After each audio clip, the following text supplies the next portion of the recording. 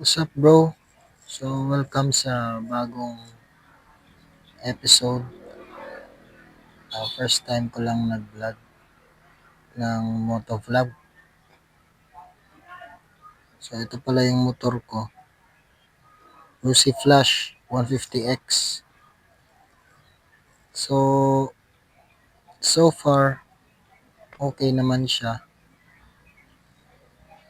First time ko to nakita sa YouTube. Dito mismo.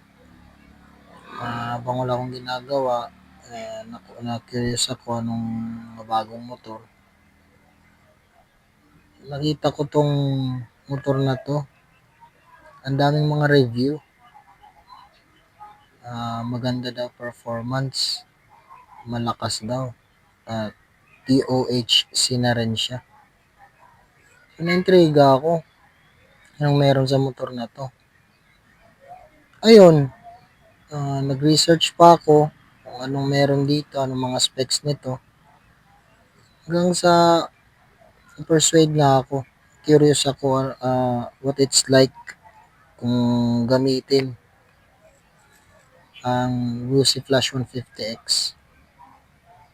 Sa totoo lang, based on my experience din, may katotohanan yung sinasabi nila. Talagang malakas nga.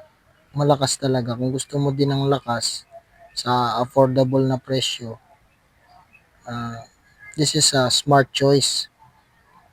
Pero kung gusto mo din naman yung mamahalin, talagang napakatibay at subok na rin. Why not, 'di ba? Pero nag-curious tayo dito sa motor na to. Kay Flash 150X. Sa totoo lang, ang lakas din niya. Kahit malaki yung gulong niya sa likod, malakas yung hatak niya. Meron nga minsan, pauwi ako galing sa trabaho. May kasabay ko na NMAX 155. Ewan ko kung anong version niya. Version 2 yata. Kala ko nga, iwanan niya ako eh. Kasi hindi talaga siya nagpapatalo eh. Ako, pinipitik-pitik ko pa lang. Sa ano pa lang ako.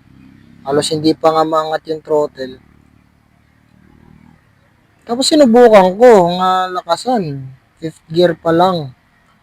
Ayun, pag fifth gear ko, pag hilit ko ng konti, nakaangat ako ng malayo sa kanya, mga ilang meters, hanggang pag change ko ng gear, nag-sixta na ako. Ayun, nawala na siya. Nung hindi ko pa talagang binibilisan, nakakasunod pa siya. Ang bilis nga niya, ayaw nga niya magpa-overtake. So, ang point ko dun is, na-prove ko talaga na meron palang pwersa din to si Lucy Flash 150X. Version 2 pala to. And in fairness sa trabaho, dati ginagamit ko Honda Beat version 3. Gumagastos ako ng 100 pesos balikan papunta sa trabaho at pauwi. 100 pesos yun. Pero hindi ka maniniwala. Flash 150X, itong motor na to. Ganun lang din yung gastos ko. Minsan nga, mas konti pa. Yung 100 ko, marami pang sobra. Sa Beat, yung 100 pesos ko, konting-konti na lang yung sobra. Pauwi sa bahay. May kalayuan din yun sa amin. So, na-convince talaga ako. Ang ganda pala talaga. Although, normal naman yun. Kasi sa presyong abot kaya, natural lang din naman yun na may mga issue talaga. Ano ba yun? Siyempre meron yan. O yung mga ibang makikitid yung utak, pagpasensya na natin sila. Common na yan. Bumili ka ng ganitong klaseng motor, ganito ka mura, expect mo na yan na may mga issue yan kahit pa paano. So, may mention ko sa sunod ko na vlog kung ano yung issue na yan. Pero, kaya lang naman, hindi naman grabe, minor lang.